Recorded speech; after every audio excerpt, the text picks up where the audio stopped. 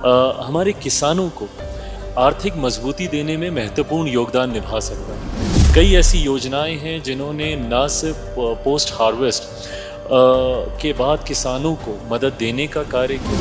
Globally जिस तरीके से इंडियन फ्लेवर्स की पहचान है, ये तो किसी से छुपाने की आज से नहीं, सदियों से भारत के मसालों की लोग चर्चा करते हैं।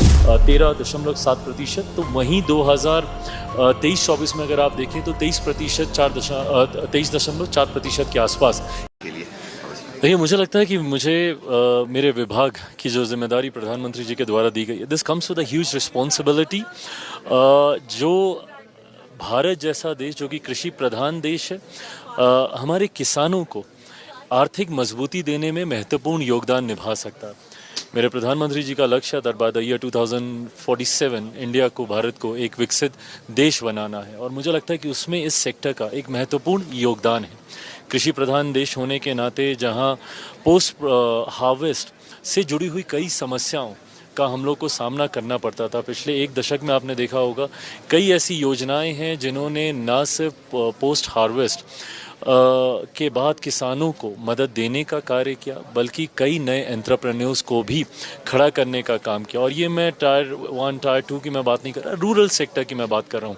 हमारी योजनाएं PMFME के माध्यम से जहाँ गांव-गांव में उद्यमियों को हम लोगों ने खड़ा करने का काम किया, तो वहीं अंतर्राष्ट्रीय स्तर पर भी मैं मानता हूं कि इस सेक्टर में अनंत संभावनाएं हैं आगे बढ़ाने को लेकर।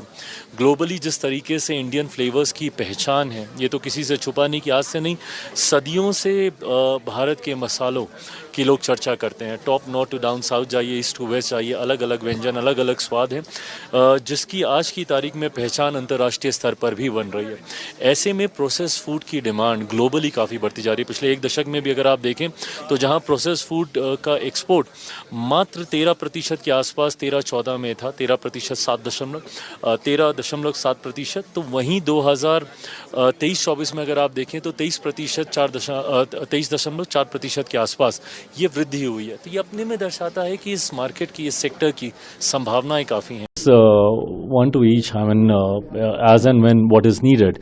Government is willing, and I think all the concerns that they have, their concerns were always related to ease of business and providing these single window clearances, because India being we have a federal structure there, so the state policies used to be different, central policies were different, but respecting the federal structure, we have been able to manage providing international investors that ease of business, those easy clearances and stuff, and I think that is one of the reason why we see a major investment coming into this sector. One question: only 8 states are representing India in this WEF.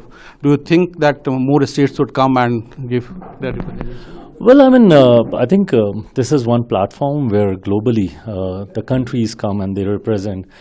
Yes, I mean, when we talk about India, because we have a federal structure there, so yes, we do look at it in a way that how many states are coming in. But I think India as a unit, we all are representing India and Indians very strongly here. We are voicing ourselves, our issues, our concerns, our thought process, our vision. So yes, I mean, India has been represented beautifully.